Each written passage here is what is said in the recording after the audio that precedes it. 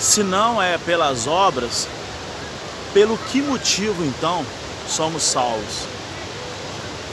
O prefácio e saudações e graça e oração, né, de Paulo aos Colossenses, em todos os livros que ele destina a alguma parte, né?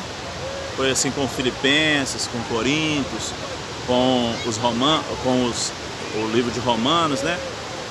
E agora ele deseja a paz e a graça, né, de Cristo a todos, da parte de Deus, que é o Pai de todos. Ele faz uma ação de graça, né, por causa da esperança que nos preserva, né, no céu, da qual ouvindo, né, pela palavra do Evangelho.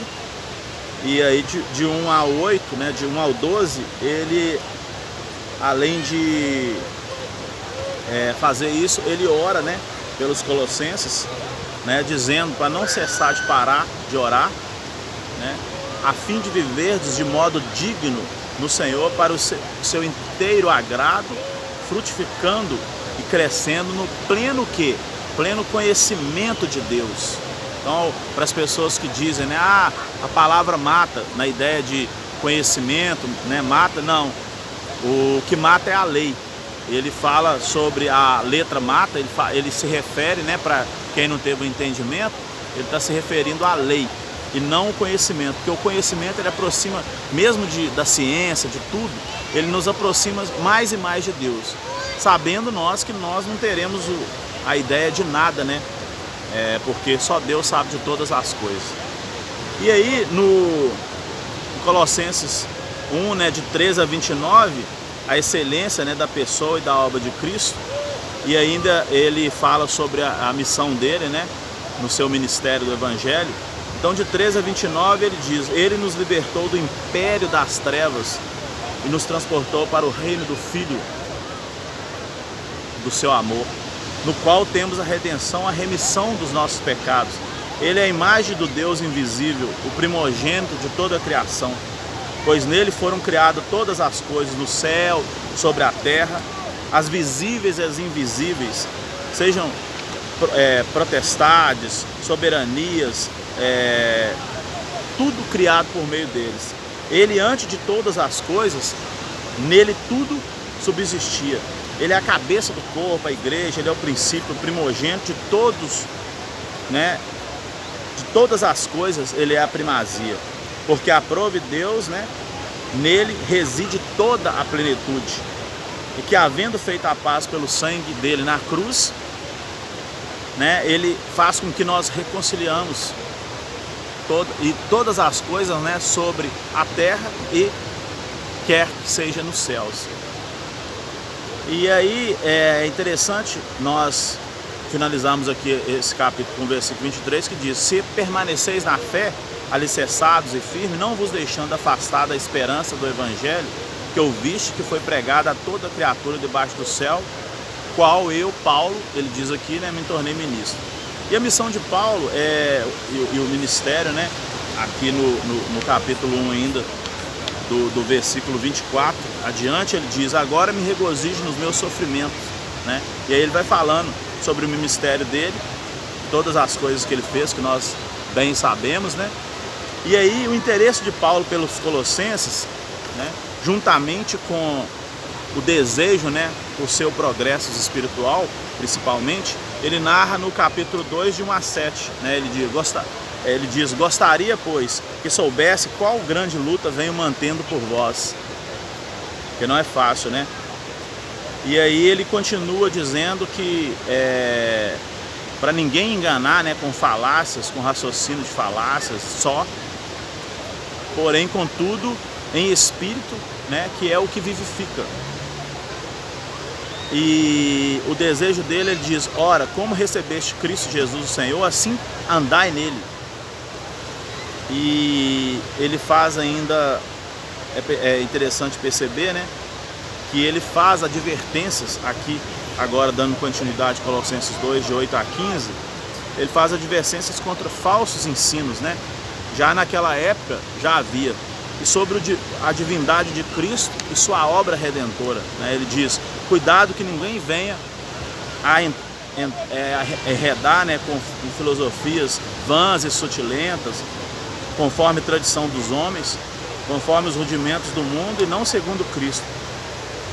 E aí ele continua aqui dizendo para que aperfeiçoamos, né, porque ele, Cristo, tendo sido sepultado juntamente com ele no batismo, no qual igualmente fosse ressuscitado mediante a fé no poder de Deus. Então, não é a obra, né, e nem é o batismo em si, porque aquele homem que estava do lado de Cristo, por exemplo, ele falou: hoje mesmo tu vai estar no paraíso. Antes dos profetas, antes de qualquer um, aquele homem entrou rápido, né, primeiro. E ele não foi batizado, ele falou que hoje mesmo ele estaria do paraíso. Ele estava do lado dele ali na cruz, né? Então, ele diz, ó, é a vós outros que estavais mortos pelas vossas transgressões e pela incircuncisão da vossa carne. Então a circuncisão, por exemplo, era a questão de simbolizar como o batismo, a morte, né? O batismo mostra a morte de um velho homem e o nascimento de um novo homem. E a circuncisão era a circuncisão da carne, né? E a incircuncisão significa, né, que você, ao ser circuncisado, né, você como se você estivesse crucificando a carne. E aí ele passa essa ideia que é muito interessante para sabermos que não é pelas obras, mas senão, e ao tentar fazer cada vez melhor, nós nunca atingiremos o alvo, que é Cristo 100%. Então por que então? Primeiramente por reconhecermos a necessidade de Cristo, principal, né? Nunca acharmos que, como Jó cometeu lá em Jó 33, você percebe que por fazer todo o procedimento e ser tido como uma pessoa imputável, ele se achou talvez melhor em alguns momentos. Então nunca podemos achar isso, sim através de Cristo. Porém, ao morrer e ressuscitar com ele, né, um novo homem, a gente tenta sempre fazer as práticas que nos aproxima dele, para ser cada vez melhores, né? E aí o cerimonialismo, né, a sombra de coisas futuras, ele continua dizendo aqui, é interessante que quanto à obediência a tais práticas, que só essas, né, pode vencer o pecado. E essa é no ensejo, né, no intuito de buscar cada vez mais, e não simplesmente pelo fato de acharmos que simplesmente pela prática delas, né, nós seremos salvos, mas sim pela vontade, né, pela busca e pelo referencial que é Cristo. Então ele diz aqui em Colossenses 2, 16 a 23, né? Ninguém, pois, vos julgue por causa da comida, por causa da bebida, ou da festa, ou da lua nova, ou sábado, porque tudo isso tem sido sombra das coisas que havia de vir, porém o corpo é de Cristo. Então ninguém fica fazendo arbítrio, né, de ninguém. Nós temos que ter a pretensão de ser humildes.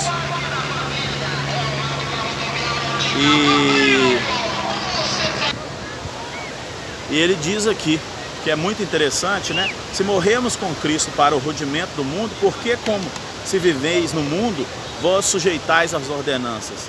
Não manuseei isso, não proves aquilo, não toque naquilo outro, segundo os preceitos e doutrina dos homens.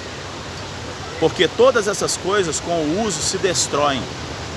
Todo o corpo, todo o pecado que é cometido nesse corpo, morre, vira cinzas. Mas a alma que carrega tudo é essa sim. E todo os seus traumas, o que levou ela a algumas medidas, a algumas decisões, mas também o que ela fez, tudo vai ser julgado por ele. Só ele conhece todas as coisas. Eu, como psicanalista, né, eu vejo que cada pessoa ela carrega na alma. O corpo ele vai virar pó de novo. O espírito vem de Deus, volta para Deus. Mas a alma ela carrega todos os traumas, né? E tudo que foi feito ali, ele sabe desde o útero da mãe lá, né? Desde embrião ainda, todo o processo que aquele ser viveu. E só ele pode julgar. Então nós temos que ter sabedoria, né? E humildade, e não uma falsa humildade ou um rigor ascético, né? Porque Deus ele não é cético de ter prazer, né, no sofrimento alheio. A união com Cristo glorificado, né, ele passa essa ideia aqui. E o resultado disso é o abandono dos vícios e a virtude cultivada, inclusive os deveres familiares, né? Ele fala aqui, ó, portanto, se foste ressuscitado juntamente com Cristo, no capítulo 3 de Colossenses, buscai as coisas lá do alto, onde Cristo vive, assentado à direita de Deus. Pensais nas coisas de lá, né? Porque morreste, a vossa vida está oculta, juntamente com Cristo. E o resultado dessa união, né? Fazei, pois, morrer a vossa natureza terrena, que é a prostituição, a impureza, as paixões, a lascívia, o desejo maligno, a avareza, a idolatria. Por essas coisas é que a ira de Deus vem, né, sobre os filhos da desobediência. Ora, agora, pois, despojai-vos igualmente de tudo isso: ira, indignação, maldade, maledicência, linguagem obscena, vosso falar. Não mintam uns aos outros, né? Isso tanto para grego como para romano, como para circunciso, incircunciso, bárbaro, escravo, livre, porém tudo. E a virtude de ser cultivada é o quê? Revesti-vos com os eleitos de Deus, né? Santos e amados, eternos é afeto, a misericórdia, a bondade, a humildade, a mansidão, a longanimidade. Suportai-vos uns ao outro em amor, perdoai mutuamente, né? Não queixem um dos outros, assim como, né, o Senhor perdoou, assim nós perdoamos todos. Estejai no amor, né, e o vínculo com a perfeição, porque perfeito é Ele. Quando nós estamos com pressa, nós estamos longe da perfeição que é Ele, né? E Ele fala que há só um corpo. Então habitamos, né, em Deus, cantamos cânticos, hinos, né, glorificando a Ele, que é Criador de todas as coisas, né, dando graça ao nosso Pai. E quanto aos deveres da família, né, ele volta a falar aqui que nós já vimos lá em Romano, em Coríntios, né, sobre do 18 aqui ao 25 do capítulo 3, né, de Colossenses, sobre o esposo amar sua esposa, a esposa, né, obedecer, ser submissa, não de achar que ele manda, que ele faz tudo, que ele pode impor coisas para ela, mas sim de ter ele como autoridade, que Deus deu autoridade lá no início ao criar o homem, deu autoridade para ele. E a mulher tem o poder. Se ela usar isso mal, né, o poder que ela conseguiu ali, às vezes até através, né, de entrar ali e desejar, né, ter o conhecimento do bem e do mal e depois passar para o marido também o fazer, ela acaba levando ele, conduzindo ele. Ela tem esse poder, mas a autoridade é dele. Inclusive ele fala aqui sobre os servos obedeceram aos seus senhores. Você sabe que hoje, nos dias de hoje, isso aí já está uma coisa muito passada, né? A gente nem vê com bons olhos uma coisa nesse sentido. Isso aqui mostra como algo que eu estava falando, né? Que é um evangelho, é o quê? É um manual de um pai bom que quer o melhor para o seu filho, entendeu? Então não é de uma pessoa cética, né, que tem prazer, sático, né, que tem prazer no sofrimento alheio. E aí ele termina aqui fazendo oração, falando sobre as prudências, fazendo saudações finais, principalmente a Tíquico, né, e Onésio, e fazendo as saudações e abençoando. Então você vê que quanto à esposa, o marido que ama a esposa, ele vai se dar bem. Você vê que em tudo, né, a esposa que é submissa nesse sentido, né, de saber que o homem é a autoridade que Deus instituiu. E o servo, por exemplo, né, que tem um senhor sobre ele, ele não fala no sentido que o servo deve ser submisso, ele deve ser escravizado, que um homem tinha que ser servo do outro. Mas já que os seres humanos instituiu, ele sabe que ao admoestar para que esse obedeça, né, uma passagem de algo, né, sábio, de sabedoria, para que essa pessoa se vá bem. Então você vê que o evangelho, né, é um manual de um pai que quer que todos os filhos, né, se dê bem, todos os filhos vivam, né, o melhor que eles podem, a melhor experiência, ok? Então é isso, o evangelho da graça, e não é por obras, mas é por sabermos que todos nós precisamos de Cristo. E quanto mais nós precisarmos de Cristo, menos escravos seremos, não só de uma outra pessoa, de um Senhor, mas principalmente do pecado, né?